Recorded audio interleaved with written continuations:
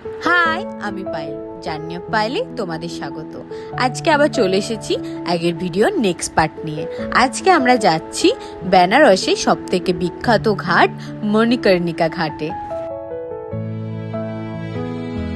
এই মণিকর্ণিকা ঘাট যেতে হলে অনেক গলির মধ্যে দিয়ে যেতে হয়। বেনারসের এই গলিগুলো খুব বিখ্যাত।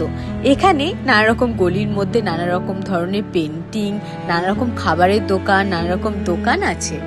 এছাড়াও এখানে গলির দেয়ালগুলির মধ্যে অনেক ছোট ছোট ঠাকুরও আছে।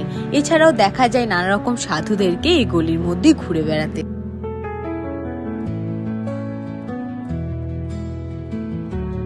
আমরা এখানে চলে এসেছি, আর এখানে এই ঘাটের পাশেই আছে কাশী বিশ্বনাথের মন্দির। কাশী বিশ্বনাথের মন্দির অনেক দিকে ঢোকা যায়, এটাও একটা দিক।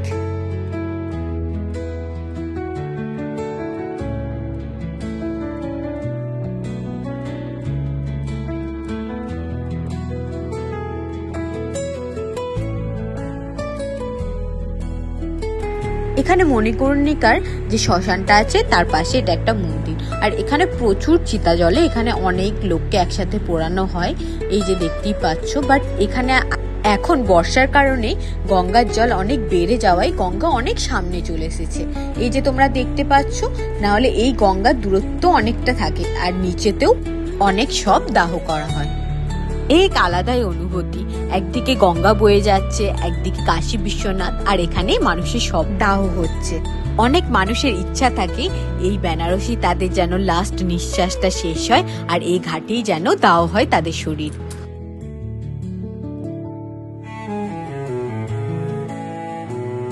এরপরে আমরা ওখান থেকে ফিরে আসি।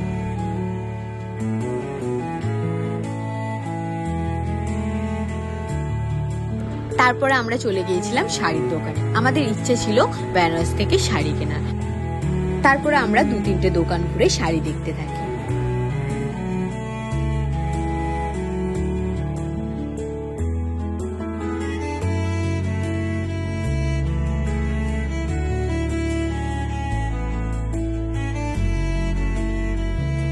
তারপরে আমাদের প্রচন্ড খিদে পেয়ে গিয়েছিল, আর আমরা চলে গিয়েছিলাম লাঞ্চ করতে। আমরা লাঞ্চে নিয়েছিলাম ভেজ বিরিয়ানি। বেনারসে বেশিরভাগই ভেজ খাবার, নন ভেজ পাওয়াই যায় না বললে চলে। তো এই ছিল আমাদের ব্লগটা, আর আমার চ্যানেলটা লাইক, শেয়ার, কমেন্ট, সাবস্ক্রাইব করে দিও। আজকের জন্য বাই।